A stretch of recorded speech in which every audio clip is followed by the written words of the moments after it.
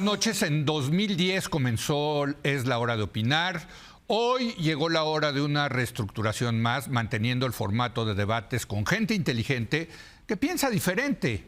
En la mesa de los martes permanecerá Violeta Vázquez. Violeta, muy buenas noches. Buenas noches. Y Carlos Bravo Regidor. Carlos, muy buenas noches. ¿Cómo están? Y también se va a incorporar Vanessa Romero, a quien ustedes ya conocen porque estaba en la mesa de los jueves, pero pasará ahora a la de los martes. ¿Cómo te va, Vanessa? Muy buenas noches. Muy buenas noches a todos. Bueno, quiero en este momento mandarle un saludo y nuestro agradecimiento a Paula Sofía Vázquez, deseándole la mejor de las suertes. Así que comencemos. Y bueno, pues el presidente López Obrador hoy en la mañana dijo que pondrá en pausa las relaciones con el embajador de Estados Unidos en nuestro país, Ken Salazar, también con la embajada de Canadá, por cierto, por sus comentarios sobre la reforma judicial, al señalar que la elección por voto popular de jueces, magistrados y ministros representa un riesgo para la democracia de México. Y hay que decirlo, no solamente el embajador Ken Salazar ha criticado esta medida, esta reforma, sino también distintos actores de la vida de Estados Unidos, entre ellas varios medios de comunicación, varias organizaciones empresariales. Y hoy vamos a analizar, vamos a debatir en esta mesa esta reacción en Estados Unidos y, pues a su vez, ¿qué significa esto de poner en pausa la relación con una embajada? Es importante decirlo, Carlos, que no dijo que una pausa en la relación bilateral, ni con el gobierno, ni con el pueblo, es con el embajador, ¿no? Sí, hay una interesante innovación diplomática en esto de poner pausa a la relación con la embajada. Sí. Pero bueno, mira, a mí me gustaría empezar poniendo un poco este episodio en contexto, porque creo que para entenderlo bien, pues hace falta un poco analizar pues cuál es el entorno en el que surge esta polémica, tanto del lado de Estados Unidos como del lado de México. En Estados Unidos hay una elección presidencial que tiene la peculiaridad extraña en realidad en la historia de Estados Unidos de que el presidente en funciones decidió no presentarse a reelección y su partido tuvo que reiniciar de alguna manera, que apretarle el botón de reset a su campaña. Y el Partido Demócrata está teniendo como que ponerse al día. Y había un tema en particular en el que los demócratas estaban, digamos, muy como en curva, que era el tema mexicano. Los republicanos avanzaron mucho millaje tirándole a México, amenazando a México, y los demócratas ahí no decían nada. Y yo creo que eso está cambiando. Ese es lo primero. Lo segundo también, pues el lugar que ocupa México en la política electoral estadounidense, que se ha vuelto un lugar, la verdad, muy tóxico. México es un sinónimo de... no lo era, pero de un tiempo para acá se ha convertido en el sinónimo de problema, por la frontera, por la migración, por la violencia, por las drogas, ¿no? En fin, y eso pues también tampoco ayuda, ¿no?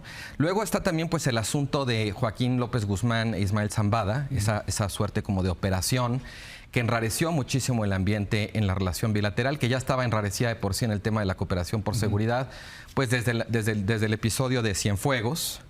Y bueno, pues también está todo este tema muy importante en México, no tan importante en Estados Unidos, del nearshoring. Y la cuestión de que para México hay una gran oportunidad de recibir una nueva oleada de inversiones y cadena de valor.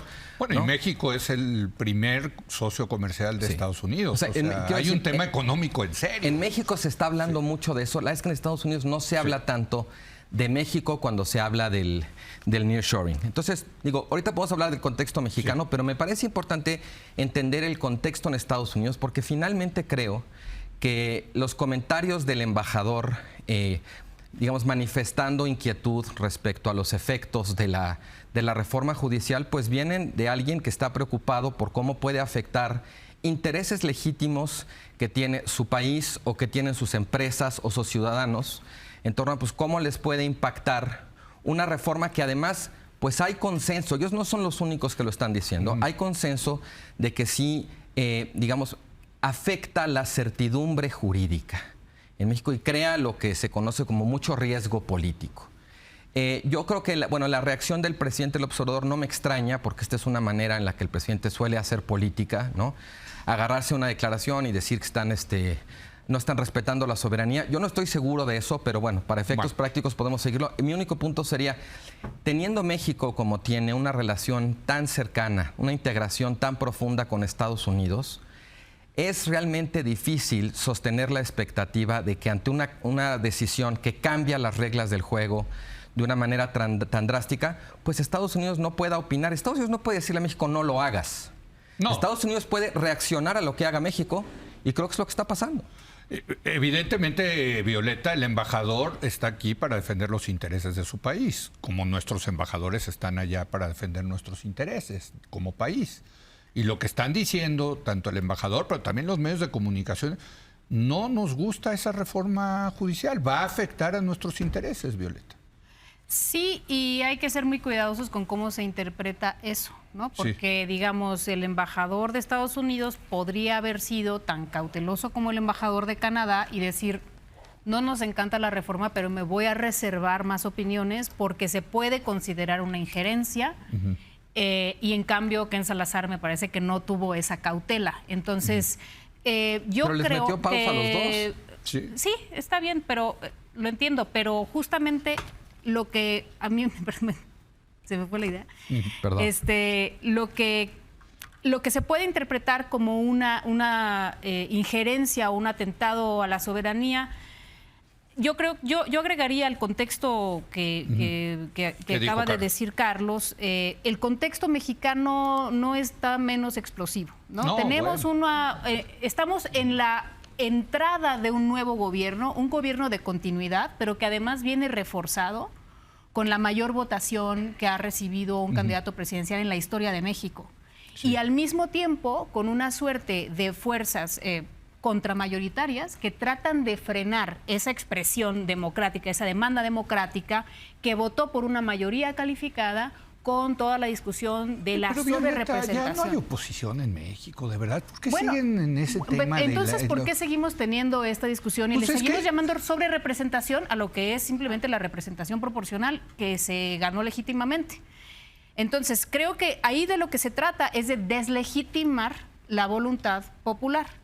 Y hay una discusión vigente sobre si esta reforma judicial, o sea, tanto lo que dice en el Washington Post como lo que dice Ken Salazar y la misma comisionada de la ONU para la independencia de jueces y abogados, etcétera, sobre que el punto es la elección popular de los sí, ese es el tema. Ese es el tema. El tema no es el resto de la reforma judicial. Por eso lo de la sobrerepresentación ellos no se meten. Ellos dicen, si ustedes hacen esa reforma... La sobrerepresentación es la reacción mexicana para frenar la reforma judicial. Pero no es obviamente la que les interesa afuera. Digamos, es la herramienta que se tiene aquí para tratar de frenarlo porque la discusión sigue vigente. Y yo creo que en todo caso lo que deberíamos... digamos, en estas discusiones, estuve viendo la mesa ayer, por cierto, muchas felicidades por esas nuevas adquisiciones.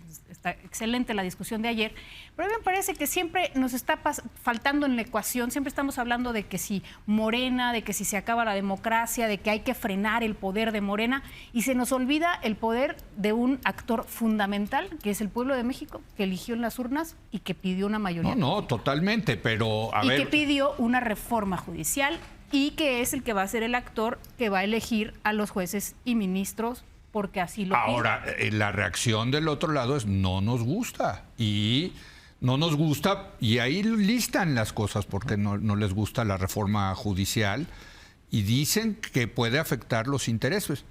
Pues bueno, pues están tomando una postura, no me parece injerencismo decir, oye, no nos gusta tu reforma judicial, ¿no?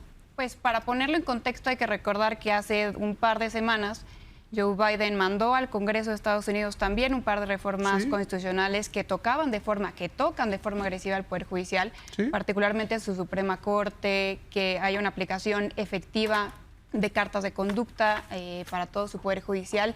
Y, perdón, nosotros no dijimos ni pío en términos de... No podríamos decir ni pío. Si no nos gustara, si afectara los intereses de los mexicanos, no podría salir el embajador mexicano a decir...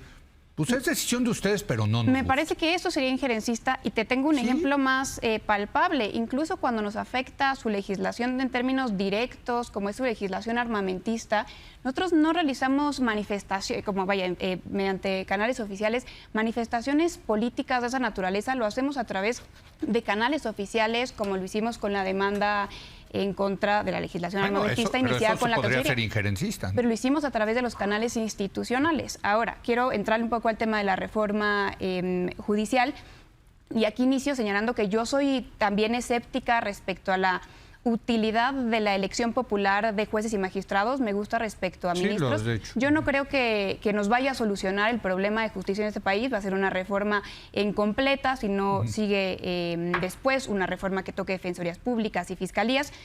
Lo que yo encuentro, porque también vi el programa ayer y también te felicito, Gracias. pero veía que tú fundamentabas la reforma judicial en mera venganza por parte del presidente. No, dije que en gran parte, no meramente. Está bien, tengo una lectura diferente. Yo, como veo, es que detrás de este nuevo método de elección de personas juzgadoras, lo que hay es una necesaria renovación de todo el aparato jurisdiccional de justicia, que no es secreto para nadie que está tremendamente corrompido. Entonces, dicho eso, que a mí no me encanta la reforma por completo, o eso que soy escéptica, también reconozco lo que hay detrás de estas presiones por parte de Estados Unidos, sus inversionistas, claro, por parte de estos grupos empresariales, por parte de las barras de abogados. Lo que buscan es últimamente subirle el costo al gobierno para ver si recula.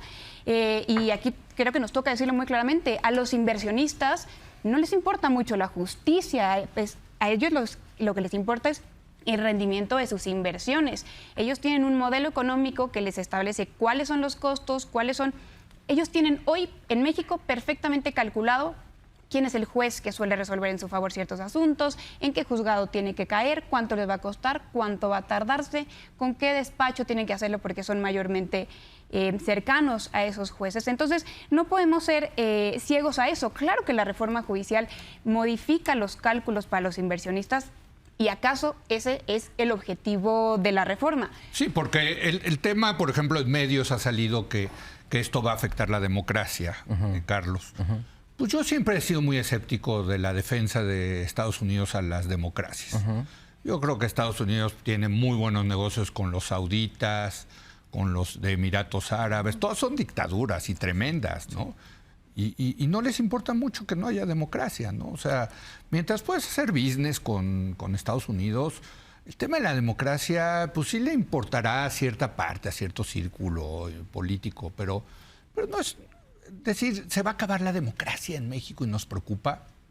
¿Es cierto? ¿Tú lo ves como...? Yo creo que en el mundo hay muchos países inmersos en un proceso de erosión democrática, sí, cuyas características pues se parecen mucho a lo que está pasando en México. Lo que pasa es que es un catálogo muy amplio. Hay países donde la democracia se ha erosionado muchísimo, países que lograron resistir su erosión. O sea, la diferencia entre la erosión democrática y el colapso de la democracia es fundamentalmente el tiempo.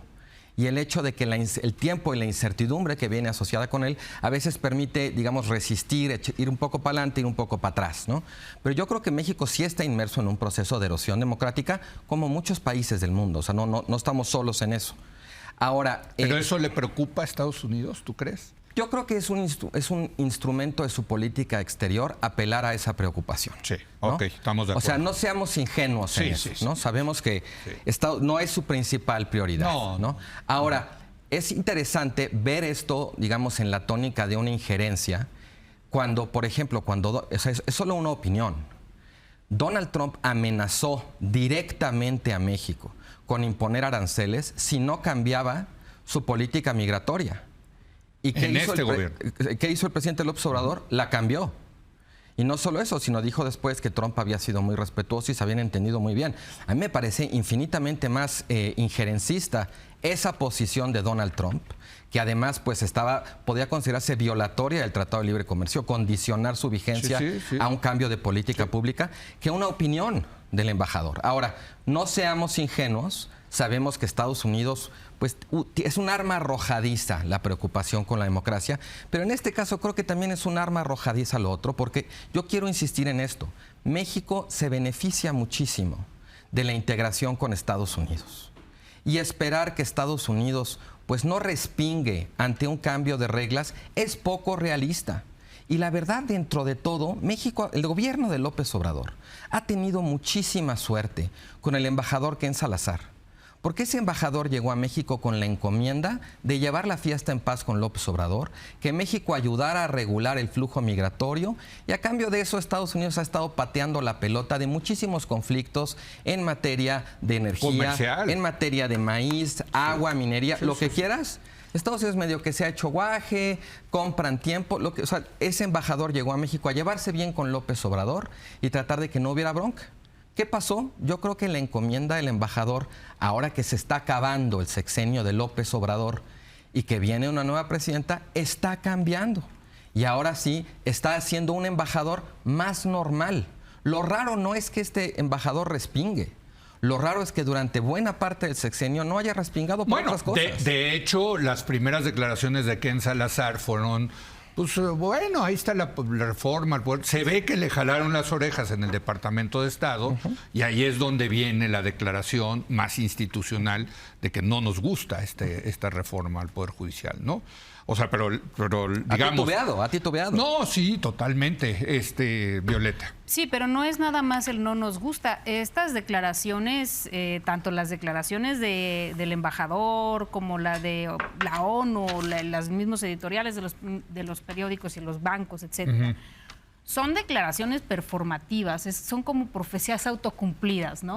Esto va a afectar las inversiones, va a poner nerviosos a los mercados. Eso pone nerviosos a los mercados, eso afecta a las inversiones. Es decir, Pues el simple hecho de decirlo es ya incidir en la conducta de las inversiones y los mercados. Si tú tuvieras... Y de alguna manera eso se puede entender, permíteme, sí, es que tú decías, es que no es más que una declaración de que no nos gusta, pero no es una simple declaración, es un acto performativo que pone presión al gobierno entrante y al gobierno actual, y que se puede interpretar, y yo creo que es como lo está interpretando el presidente, como una extorsión.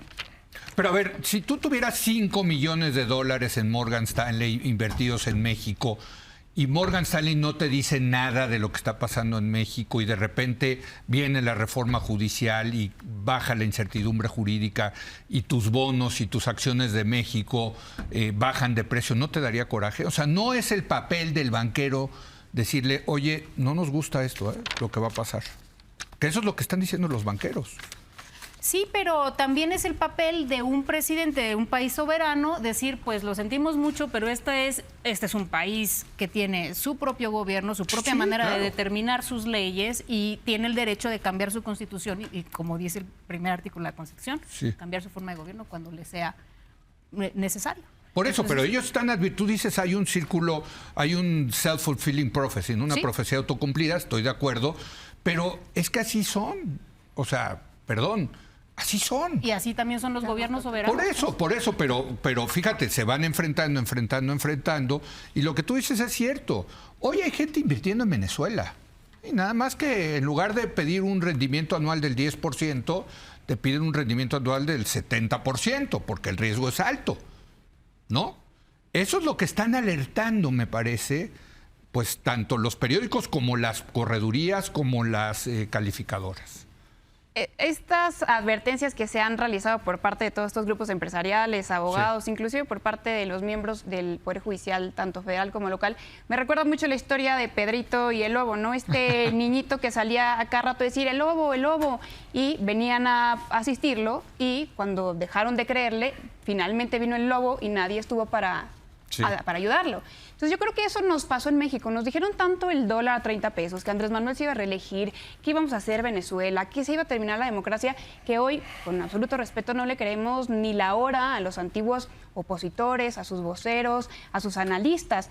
Hablamos, por ejemplo, y me parece muy complicado de entender y también de vendérselo así a la gente, que hoy está en riesgo la democracia, no solo por lo que dice Violeta del enorme respaldo popular que tuvo la reforma judicial, sino porque la verdadera violación democrática la está cometiendo el Poder Judicial de la Federación con un paro absolutamente ilegal y desconociendo que es el Poder Legislativo, a través del Constituyente Permanente, el que está facultado para modificar cómo se eligen a los jueces. Entonces también estos gritos de está bajando la incertidumbre jurídica, la certeza jurídica, la verdad es que yo no he visto muchos análisis que nos digan con absoluta objetividad cuáles son los elementos de la reforma que nos van a dejar peor parados que como estamos ahora. Y repito, yo sin ser una entusiasta de la reforma, pero nos dicen, por ejemplo, que los jueces van a estar más politizados.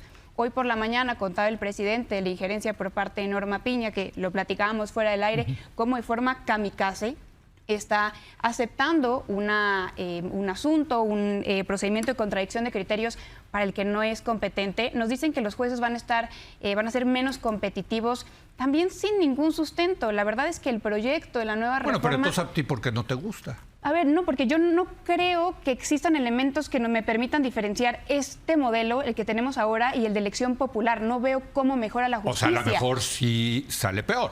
A lo mejor, pues sí, pero en el peor de los escenarios nos quedamos como estamos ahora, con jueces... No, a ver, siempre perdón. te puedes estar peor, ¿eh? Hoy cómo siempre se puede eligen las personas juzgadoras, tanto magistrados como jueces, en el mejor de los escenarios, siguiendo el servicio profesional de carrera. Pero en la mayoría de los casos, y eso lo evidenció la administración de la Corte de Saldívar, se compraban las claves para llegar al puesto o a través de nepotismo. Entonces, no nos digan que hoy tenemos un buen Poder Judicial que le da certeza a las inversiones, porque no es así. Carlos, una última ronda de para volver al conclusión. tema Sí. propiamente, que era lo de Estados Unidos. Sí. Yo quiero hacer alusión a algo que dijo Blanca Heredia ayer, Sí. donde ella decía, bueno, es verdad que dada la magnitud de la victoria de la coalición Sí, obradorista en la elección, los contrapesos constitucionales e institucionales han quedado desactivados, ¿no? Totalmente. O sea, pero quedan otros estados, los mercados son un contrapeso. Yo difiero de esa opinión. Yo creo que los mercados o la relación con Estados Unidos no es un contrapeso en el sentido estricto del término, que se refiere a una entidad, digamos, con facultades legales para echar atrás una decisión. La Suprema Corte es un contrapeso porque la Suprema Corte te puede decir, no pasó, vas para atrás. O el Congreso te puede decir, no te acepto esta iniciativa, la rechazo. Eso es un contrapeso. Estados Unidos es un socio comercial de México, con el que México se beneficia muchísimo. ¿Cómo cacareamos la inversión? Sí, ¿no? sí. En fin, entonces yo creo que aquí Estados Unidos está en su derecho de reaccionar, y la verdad es que la forma en que está reaccionando no dice que vaya a entrar en pleito con México. Como dice un amigo que es analista financiero, dice, mira, los inversionistas no se van a ir. No. Van a cambiar los términos en los que hacen sus inversiones. Van a pedir más rendimiento. O si se van, a lo mejor vuelven, pero a otro precio. Eso. Entonces, más que un pleito abierto como al que parece estar reaccionando al presidente, yo lo que veo aquí es una consecuencia muy predecible de una decisión que está tomando México que afecta sus intereses. Creo que es excesivo casar de alguna manera esta reacción de Estados Unidos con la oposición mexicana, porque como bien decías, la verdad es que la oposición mexicana está en la lona. Entonces, la débil, desmoralizada, difusa y dispersa oposición de pronto logra activar a Estados Unidos para que se sumen a la oposición a la reforma. No, yo creo que Estados Unidos tiene sus propios intereses y sus propias motivaciones, y puede que tengan una lectura que coincida con la de que uno de los efectos de esta reforma judicial puede ser afectar la certidumbre jurídica, porque además la certidumbre jurídica no es un dato objetivo, la certidumbre jurídica es una expectativa.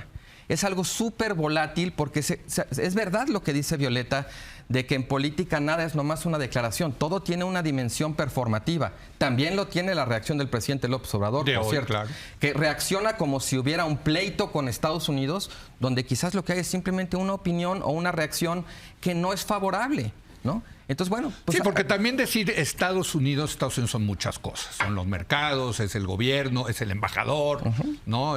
Son las asociaciones civiles, en fin, es un país muy complejo, ¿no? Pero claramente sí, lo que está interesante es que todos, esa mezcla de asociaciones, están en contra. O sea, hay una lectura compartida. Hay una lectura compartida, exacto. Y no creo que alguien la esté coordinando tampoco, ¿eh? Violeta. Bueno, hay un sentido común también que se genera en ciertos lugares, capitalista, ¿no? Y también, a mí me gustaría nada más advertir contra un posible riesgo discursivo que vamos a correr.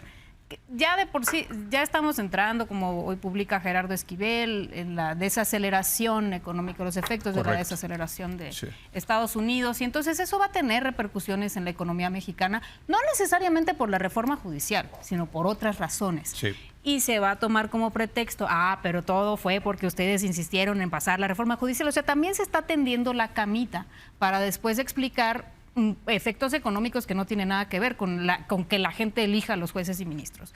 Y por último, nada más quisiera cerrar diciendo que esta cuestión de que si la elección directa de los jueces y ministros es la solución o no, como dice Vanessa, pues tenemos razones para ser escépticos. Pero creo que la discusión de fondo no es esa. La reforma judicial no está aquí para resolver un problema puntual. Está aquí para reformar una estructura de cuál va a ser el peso de la mayoría en las decisiones del país. O sea, no es nada más una cosa de cómo le hacemos para que los jueces sean justos y entreguen sus resoluciones en tiempo, ¿no? No es nada más eso, es una cuestión de cuál va a ser el peso específico de la mayoría popular en la conformación del Estado. ¿Y quién tiene esa mayoría ahorita? El pueblo de México. No, la Morena. Morena. ¿Quién más va a movilizar y va a tener más jueces? Es Morena. Que justamente a eso me refiero cuando digo que se enmarca el problema como si se trata de acotar el poder de Morena. Perdón, el poder de Morena no es nada, sino es el poder de la mayoría que le está dando vía Morena su respaldo a un proyecto de nación. Eso es, yo creo que... Yo aprecio que digas que la reforma judicial es mucho más un tema de poder que un tema de justicia. Claro, porque de poder yo popular. también tengo esa lectura y eso es precisamente lo que me preocupa. Pues a mí no me preocupa. Bueno, y ya tendremos tiempo para debatir eso, como por cierto tendremos tiempo para debatir la necesidad que tiene Morena de que haya oposición. Siguen hablando de la oposición y la oposición. ¿Cuál oposición? Ya le pasaron por encima, la hicieron así, y todavía dice, ahí está la oposición.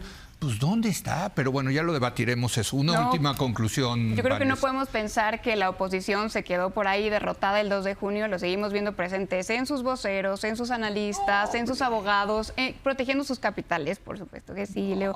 Y respecto a la certidumbre que da el Poder Judicial a los inversionistas, vaya, por supuesto que es relevantísima, porque además la economía tiene efectos directos en la vida de la gente. Pero ese no es la finalidad del Poder Judicial, es entregar justicia a los justiciables. Y por último, y una buena noticia que creo que derivó de esta intervención desafortunada de Ken Salazar, es que por lo menos tenemos ya absolutamente claro que la reforma al Poder Judicial no es un incumplimiento inmediato al TEMEC, porque así lo hubieran arguido, ¿no? Y ya lo decíamos antes, cómo va a ser un incumplimiento al tratado cuando ellos eligen jueces en lo local en esos términos. Sí, lo que entiendo que sí es incumplimiento es, por ejemplo, la desaparición de la Comisión Federal de Competencia Económica, ¿no? Pues el TEMEC no prevé la naturaleza de la INAI creo que también está ahí, y en fin, ¿no? Pero no tiene que ver con la reforma judicial, efectivamente, ¿no? Así es. Oigan, pues muchas gracias. Bienvenidos a esta nueva mesa de los martes. Gracias, bienvenida Vanessa, Carlos, buenas noches, Violeta, gracias. buenas noches. Vamos a una breve pausa. Vienen dos expertos en materia de seguridad para hablar de la captura de Ismael El Mayo Zambada. Regresamos.